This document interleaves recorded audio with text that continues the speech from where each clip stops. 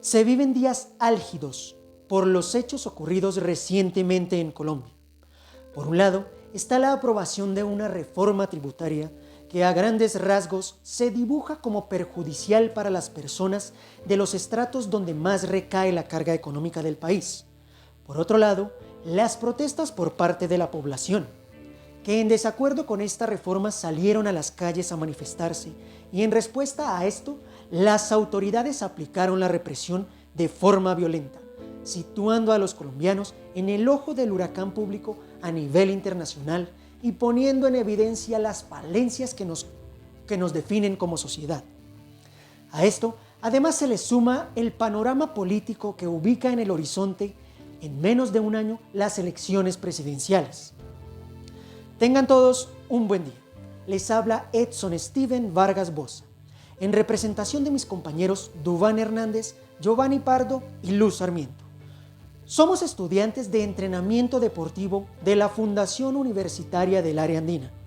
Quiero que con la mano en el corazón nos hagamos una pregunta y tratemos de desligarnos de nuestras creencias, para que de esta manera las respuestas que cada uno de nosotros encuentre sean las más sinceras. ¿Es justo todo lo que ha sucedido? ¿Se encuentra justificación a todo este derramamiento de sangre con el que se han escrito las páginas de la historia de nuestra patria? Desafortunadamente, no conozco un periodo en los más de 200 años de independencia de la colonia española, el cual no se haya caracterizado porque alguna decisión en busca del progreso haya sido antecedida por un conflicto armado. Tal vez los dirigentes han tenido que llevar a cabo acciones bélicas en contra de los civiles porque su moral les dicta que sus decisiones van en favor de lo que más le conviene a la población.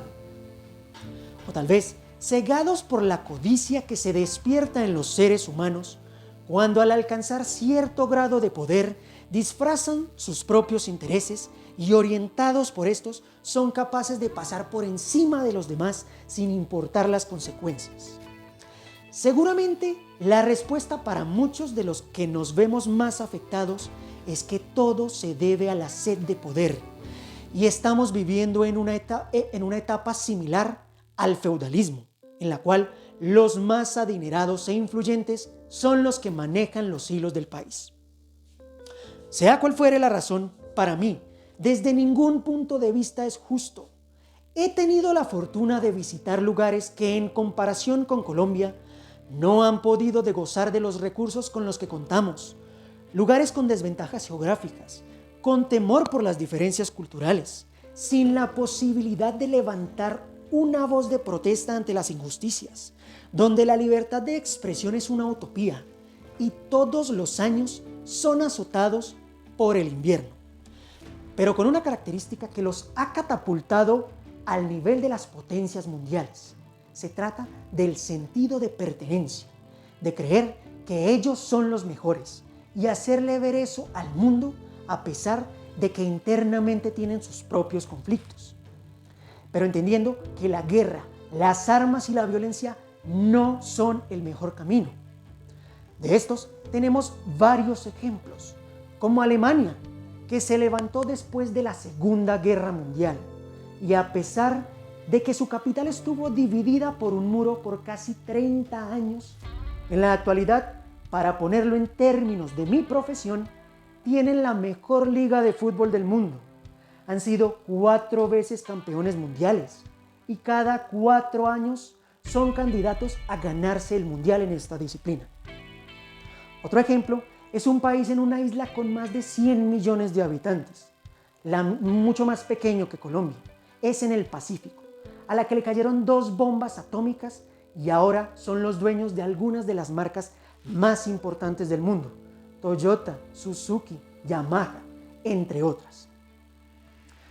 Desde el punto de vista de los cargos públicos que se ostentan en Colombia, se podría afirmar que el fin justifica los medios. Por ejemplo, si bloqueas las vías, te atiende el SMAT. Si mi megaobra pasa por tu finca y no me la vendes, se envía un grupo paramilitar y tú eliges si morir o ser desplazado. Si no estás de acuerdo con lo que hace el gobierno y utilizas los medios independientes para manifestarlo, se te perfila como terrorista. Y todas estas atrocidades son mostradas al público como si se tratase de quemar brujas en la hoguera, para que aquel que se atreva a hacer lo mismo lo piense dos veces.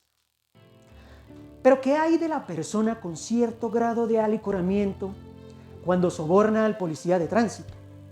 ¿Cómo se ve aquel que pasa con una bolsa de basura por el lado del río y la lanza como si este fuera el botadero? Podría seguir dando ejemplos de este tipo en los cuales se evidencia que todas las esferas sociales se han corrompido, hasta el punto que la violencia, la falta de ética, la injusticia son normales.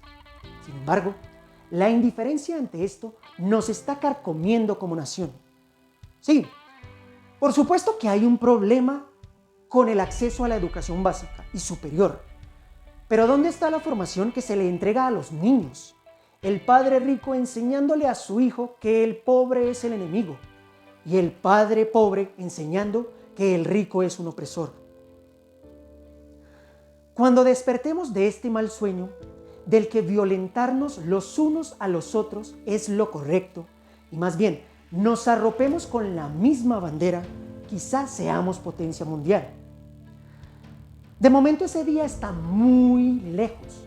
No obstante, desde que hayan oídos dispuestos a escuchar y corazones dispuestos a hacer de este lugar uno mejor, el que todos los colombianos merecemos, cada lucha colectiva y cada lucha individual, cada mártir y cada gota de sangre derramada, sin importar el bando del que provengan, hará que la esperanza ilumine la penumbra y hasta el último aliento habrá valido la pena. Muchas gracias.